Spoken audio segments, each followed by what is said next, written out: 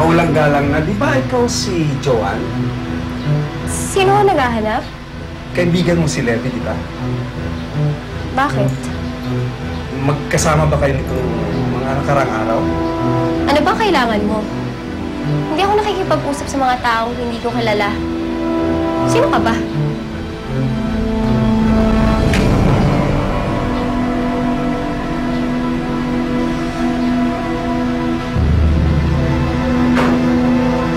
May kailangan ako sa'yo. Sumama ka sa akin at huwag kang sumigaw.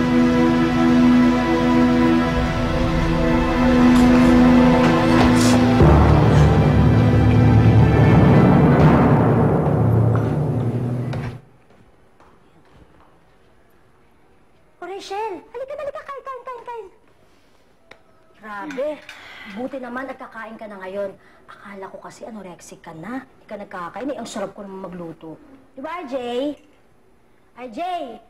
Oo naman. Parang napipilitan ka lang eh. Ikaw talaga.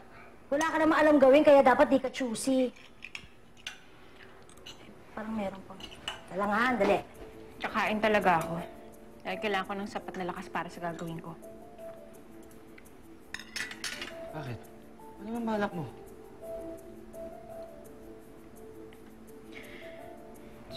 Susuko na ako kay Edmundo.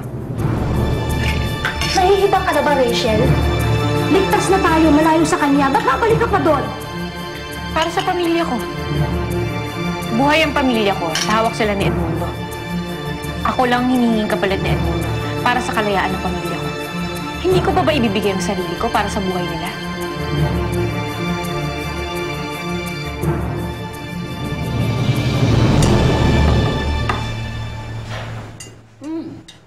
O, Apple, dito ka natulog? Edmundo, si Jonathan at saka si Apple nagpakasal kahapon in a civil wedding kasi hindi na makaintay yung mga bata eh. Akala ko ba sa simbahan ng kasalan? Kasi po, Tito, ganito. Alam mo, Edmundo, there's plenty of time for a church wedding.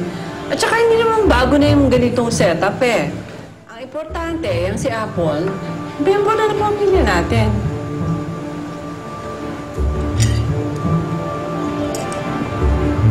Jonathan, yan ba talaga gusto mo? Dad, oo naman. Bata pa lang ako. Gusto ko na magkaroon kung anong meron kayo ni Mami. Nalaman ko na miserable pala yung pagsasama niyo. Pinakasalan ko na to para matulad na ako sa inyo. Jonathan?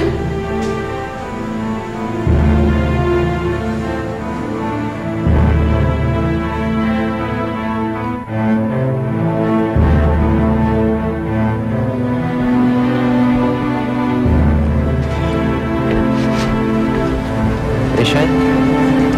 Ay, RJ, ikaw pala.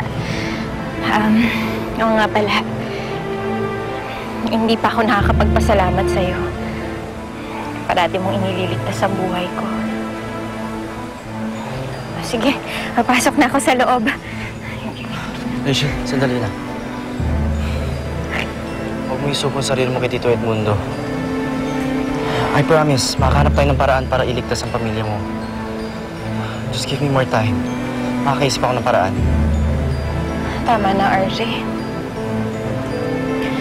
Hindi natin kaya si Edmundo. Ayokong mapahama ka. Kayong dalawa ni Beauty. Pero Rachel... RJ, ayokong mawala sa akin ang pamilya ko. Sila na lang yung natitira sa akin eh.